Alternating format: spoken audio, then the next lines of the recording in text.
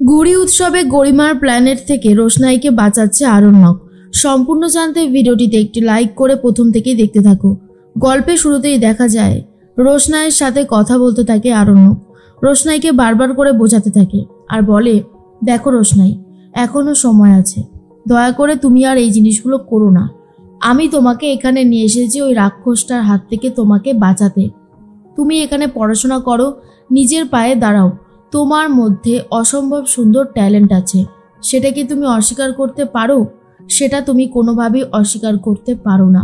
তাই বলছি, দয়া করে তুমি নিজেকে শোধরাও।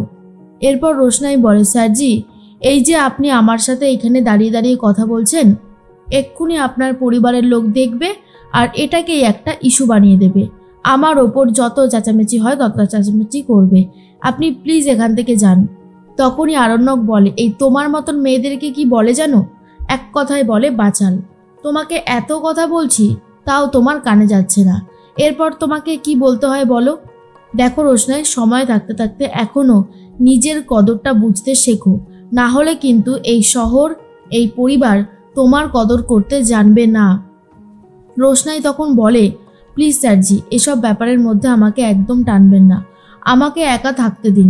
আর তাছাড়া আমি স্বপ্ন দেখি না, কারণ আমি জানি স্বপ্ন পূরণ করবার মতন কপাল আমার নেই। আরণ্যক তখন বলে, এসব কথা ছাড়ো, তুমি যদি চাও তাহলে তুমি তোমার নিজের স্বপ্ন নিজেই পূরণ করতে পারবে। কেন এরকম করছো বলো তো? আমি তো তোমার সাথে আছি, আমি তোমার পাশে আছি, তোমার যা যা সাহায্য লাগে আমি সবটাই করব। তাহলে তুমি এরকম করছো কেন? আমি তো সেটাই বুঝতে পারছি না। দয়া করে এমনটা করো না, আমি আর পারছি না। এর মধ্যেই রোশনাই বলে, স্যারজি, আপনি কি পারছেন আর কি পারছেন না সেটা আমি জানি না, জানতে চাইও না, কিন্তু একটা কথা কান খুলে শুনে রাখুন, আমি নিজের জিনিসটা নিজে ভালো মতন বুঝে নিতে জানি। আমার কপালে যা আছে সেটাই হবে। সুরঙ্গমা আন্টি আমার জন্য যা নিয়ে আসবে ছেলে, আমি তাকেই বিয়ে করব।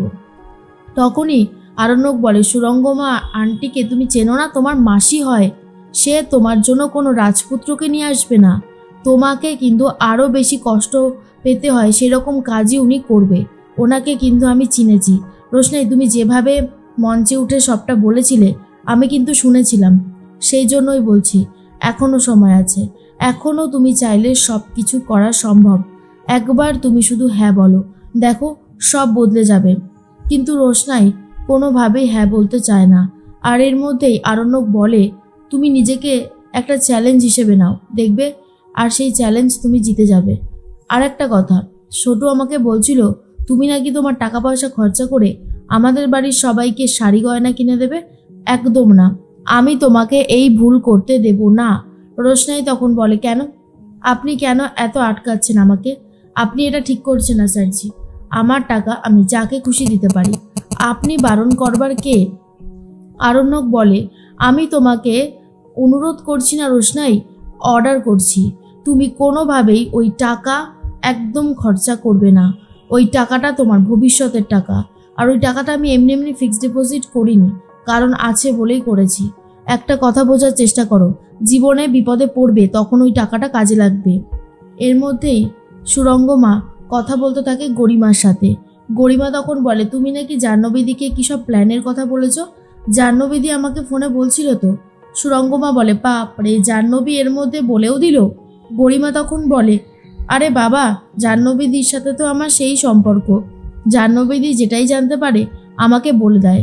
মা, তুমি কিন্তু বেশ ভালোই প্ল্যান করেছো।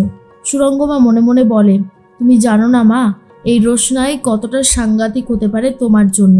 আমি তোমার কোনো ক্ষতি হতে দেব না। আফটার অল আমি তো তোমার মা, সারাটাক্ষণ তোমাকে আমি নজরে নজরে রাখবো, তোমার যাতে বিপদ না হয় সেই দিকেই খেয়াল রাখবো। এর মধ্যেই আরণ্যক কথা বলে রোশনাইয়ের সাথে আর বলে, তোমার মধ্যে ট্যালেন্ট আছে, আর তুমি একজন ট্যালেন্টেড পার্সন। এত ট্যালেন্টেড পার্সন হওয়া সত্ত্বেও তুমি যদি তোমার ট্যালেন্ট কাজে না লাগাও তাহলে কিন্তু পুরোটাই বৃথা যাবে। সেজন্যই তোমাকে বারবার করে ওয়ার্নিং করছি, দয়া করে এমন ডিসিশন নিও না যেটাতে তোমার ক্ষতি হয়, কারণ তোমার ক্ষতি হলে সেটা আমার ভালো লাগবে না। আমিও তো তোমাকে সেই জায়গাটাতে দেখতে চাই, এত কষ্ট করে তোমাকে নিয়ে এসেছি। তখন রোশনাই বলে, আপনি কি করে জানলেন আমি একজন ট্যালেন্টেড পারসন? তখন আরণ্যক বলে, তোমার মা এত ভালো একজন ডান্সার ছিলেন, তোমার মাসি আর তোমার বাবা বলতে গিয়েও চুপ করে যায় আরণ্যক। গুরুজি যে রোশনাইয়ের বাবা সেই কথা রোশনাই নিজেও এখনো জানে না, তাই গুরুজির কথাটা এখনো রোশনাইকে জানাচ্ছে না আরণ্যক, আর বলে সময় আসলেই দেখতে পারবে সব কিছু কীভাবে চেঞ্জ হয়ে যায়, শুধু একটু সময়ের অপেক্ষা। তবে আমি বলছি তোমার জন্য অনেক কিছু অপেক্ষা করবে, দেখবে, তুমি শুধু একটু ধৈর্য ধরো, আমি তোমার পাশে আছি। এর মধ্যেই রোশনাই খুব ভালো মতন বুঝতে পারে স্যারজি যেটা বলছে সেটা হবার নয়, আমি হয়তো জীবনে কোনোভাবেই কিছু করে উঠতে পারবো না। পরের দিন রয়েছে ঘুড়ি উৎসব, আর সেই ঘুড়ি উৎসবে সবাই মিলে ঘুড়ি ওড়াবে বলে প্রস্তুতি নিচ্ছে। মিনি এসে বলে, রোশনাই আমি কিন্তু আজকে গান করব এখানে, আর তুই নাচ করবি। রোশনাই তখন বলে, না না মিনি, আমি নাচ করতে পারবো না। তখনই মিনি বলে, কেন? তোর তো খুব দেখছি ঠাটবাট হয়েছে, যেই এখন বড় নাচিয়া হয়ে গেছিস, এখন সেই জন্য আমার কথাও শুনছিস না, তাই তো? খুব ভালো, শুনতে হবে না। তখন রোশনাই বলে, আরে না না, তুমি আমাকে পুরোপুরি ভুল বুঝছো, আমি কিন্তু মোটেও এমনটা বলিনি। মিনি তখন বলে, তুই কি বলেছিস আর কি বলিসনি সেটা আমি খুব ভালো মতন বুঝতে পারছি। আমার কিন্তু একদমই ভালো লাগছে না রোশনাই, আমার কিন্তু খুবই খারাপ লাগছে যে তুই আমার কথাটা শুনলি না। এর মধ্যেই চলে এসেছে গরিমা, গরিমার মা আর গরিমার বাবা। গরিমার বাবা বাবলুকে বলে, কিছু ঠান্ডায়ের ব্যবস্থা করেছি, চারিদিকে যা গরম। তখন আরণ্যকের বাবা বলে, দারুণ কাজ করেছেন, সত্যি একটু ঠান্ডা হলে কিন্তু পুরো ব্যাপারটা জমে যাবে। এরপর সবাই অনেক আনন্দ করতে থাকে। জাহ্নবী সুরঙ্গমা কথা বলতে থাকে। সুরঙ্গমা বলে, ওদিকে প্ল্যান কিন্তু সবটা রেডি হয়ে গেছে। এরপর রোশনাই একজনের সাথে হেসে হেসে কথা বলছিল, আর এটা দেখার পরে গরিমার কথাই ভাবতে থাকে সুরঙ্গমা, আর বলে, যার যেখানে থাকার কথা সে সেখানেই থাকবে, আর আমার মেয়ের শ্বশুর বাড়িতে রোশনাই থাকবে না, ওকে আমি এখান থেকে বার করে তবেই ছাড়ব। এর মধ্যেই তখন মিনি বলে, আমি গান করব আর নাচ করার জন্য সবাই প্রস্তুত। তখনই জিজ্ঞেস করে সুরঙ্গমা, কে নাচ করবে তোমার গানে? মিনি তখন বলে, তোমাকে বলতে যাব কেন, তুমি তো আর নাচ করবে না, তোমার মেয়েও করবে না, তাই তোমাকে বলবো না। তনুশ্রী বলে, মিনি কি হচ্ছে নাকি, তুমি বড়দের সাথে কিভাবে কথা বলছো? মিনি তখন বলে, কেন, আমি তো ঠিক কথাই বলেছি, ভুল কিছু বলেছে বলে মনে হয় না। বড় মারা মিনিকে শাসন করতে থাকে। এর মধ্যেই সুরঙ্গমা বলে, ওকে আমি ধর্তব্যের মধ্যেই ধরি না, যা খুশি বলছে বলুক গিয়ে যাক। এর মধ্যেই গরিমার কথাই ভাবতে থাকে সুরঙ্গমা। জাহ্নবী তখন বলে, আন্টি আজ কিন্তু রোশনাই একেবারে জব্দ হয়ে যাবে। তখন সুরঙ্গমা বলে, হ্যাঁ, ঠান্ডায়ের মধ্যে এমন কিছু মেশানো রয়েছে যে আজকে নিজের কবর নিজেই খুঁড়বে এই রোশনাই, ওর জন্য কি অপেক্ষা করছে ও নিজেও জানে না। কিন্তু আরণ্যক রোশনাইকে একেবারে চোখে চোখে রেখেছে, যাতে রোশনাইয়ের কোনো বিপদ না হয়, রোশনাইকে বাঁচাতে পারে আরণ্যক।